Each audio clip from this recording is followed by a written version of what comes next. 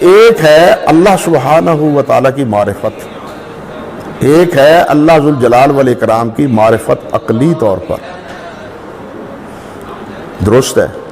اللہ تعالیٰ نے اپنے لیے کئی دفعہ کہا ہے ان فی ذلک لآیات لأولی الالباب افلا یتدبرون افلا تعقلون، یہ کہا ہے نا۔ اس کا مطلب یہ ہے کہ اگر کوئی چاہے سنجیدگی سے تو اللہ کی معرفت اسے حاصل ہو سکتی ہے، اگر وہ عقل کرے تو معرفت اسے حاصل ہو۔ یا پھر ایک نکتہ ہے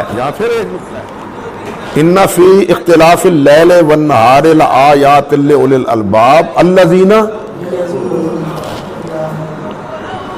اب معرفت تو ان سائنسدانوں کو اختلاف اللیل والنہار کی ہے، لیکن وہ اس وصف سے متصف نہیں ہے، اس لیے ہدایت سے محروم ہے۔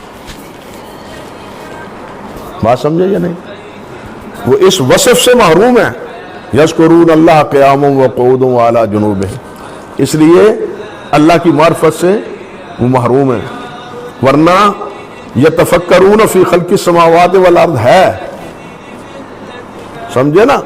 اور ان کو اتنی فکر ہے، مسلمانوں کو اتنی نہیں ہے فکر، یعنی اتنا علم ہے اس بارے میں، فلکیات کے بارے میں، ارضیات کے بارے میں، بروبار کے بارے میں، مسلمانوں کو اتنی نہیں ہے جتنی ان کو ہے، لیکن وہ اس وصف سے چونکہ محروم ہے اس لیے ان کو ایمان کی معرفت حاصل نہیں ہے۔ لیکن یہ معرفت کیا کافی ہے؟ بعض کہتے ہیں کافی، بعض کہتے ہیں نہیں کافی، بلکہ یہ معرفت بھی مخدوش ہے۔ یہ معرفت اس وقت صحیح ہوگی جب نبی کی اتباع میں اس کو مانیں گے، جب نبی کی پیروی میں اس کو مانیں گے۔ اللہ کی معرفت کا آسان طریقہ نبی کریم صلی اللہ علیہ وسلم یا انبیاء کرام علیہ السلام کی ذات گرامی ہے۔ کیوں ہے؟ کہ آپ کو آپ کے دشمن بھی مانتے تھے کہ یہ جو کہتے ہیں سچ کہتے ہیں، یہ جو کہتے ہیں وہ سچ کہتے ہیں۔ جب آپ سچ کہتے ہیں تو آپ نے کہا ہے اللہ ہے، جنت ہے، دوزخ ہے، عذاب قبر ہے، فرشتے ہیں، جن ہیں، نظر نہیں آئے۔ سائنس کہتی ہے جو نظر آئے اس کو مانو، جو نظر نہ آئے اس کو نہ مانو۔ سائنس تو یہ کہتی ہے نا۔ سر سید بھی اسی کے ڈسے ہوئے تھے اور باقی ہمارے منکرین حدیث بھی اسی کے ڈسے ہوئے، لیکن اس کا آسان معرفت کا ذریعہ وہ نبی کریم صلی اللہ علیہ وسلم کی ذات گرامی۔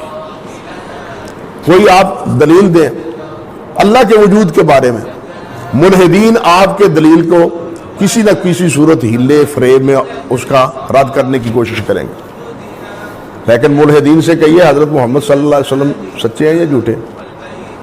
اگر وہ کہے جھوٹے ہیں، معاذ اللہ ثم استغفر اللہ، انہوں نے کہا تمہاری شہادت قابل قبول ہے یا ابو جہل کی، ابو لہب کی، یا ابو بکر صدیق کی، جنہوں نے ان کو دیکھا، جن کے ہاں رہے، جن کے ہاں پلے، جن کے ہاں انہوں نے کام کیا، تم کیا جانو؟ وہاں جواب ہے۔ لیکن عقلی طور پر جب وہ کہیں گے، ڈارون کا عقیدہ بیان کریں گے کہ جناب یہ انسان ترقی کرتا کرتا بندر سے انسان بنا، وہ 3600 تعویلیں کریں گے آپ کے سامنے، کرتے ہیں، کتابوں میں موجود ہے۔ لیکن ہمارے ایمان کی پختگی اور ہمارے ایمان کا بچاؤ وہ نبی کریم صلی اللہ علیہ وسلم سے، اور اسی لیے سب سے مضبوط ایمان انبیاء کرام علیہ السلام کا ہوتا ہے۔